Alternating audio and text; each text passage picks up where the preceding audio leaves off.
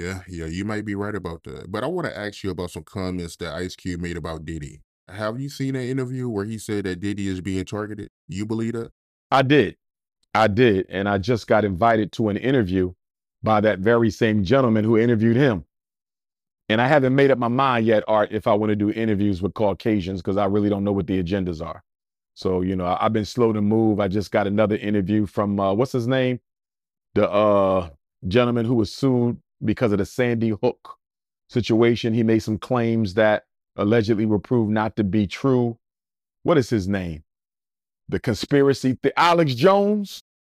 Alex Jones, he just invited me to an interview too. But anyhow, Ice Cube said kind of what I've said earlier. Diddy don't go down without the blessing of the white power structure.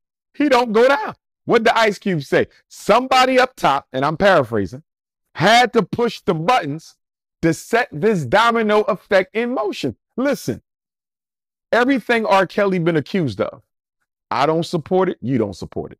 I don't condone it, you don't condone it. But it's everyday business in the music business. Everything Puffy been accused of, you don't support it, I don't support it. But guess what? It's everyday business in show business.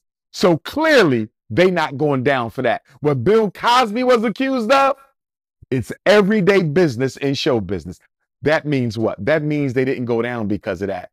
Because a lot of people do that on a regular basis who themselves were not exposed. So Ice Cube is right. I believe Diddy went down because he sued the parent company of his liquor label for not properly promoting, marketing, and advertising his liquor brand. He accused them of racism. And I think they picked up the phone and called some white people who called some white people and said, Diddy is getting beside himself. He forgot who's really in charge. Sean Puffy Combs thinks he's a boss. And guess what we about to do? He's no longer musically relevant anyway.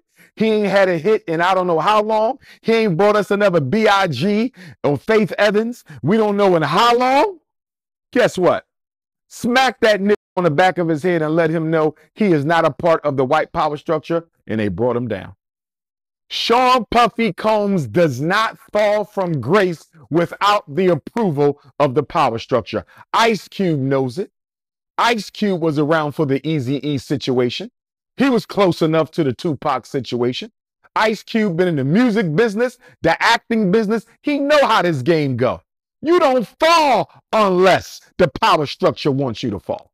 Ice Cube was dead right on Sean Puffy Combs. Now, I heard somebody say, Puffy said, allegedly, because I didn't hear Puff. They said Puffy gonna start naming names and telling on other people.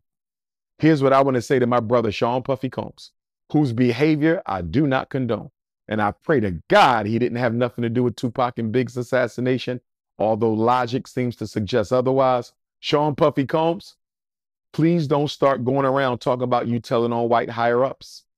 If you think you're going to expose white elites, you're going to end up like Jerry Epstein.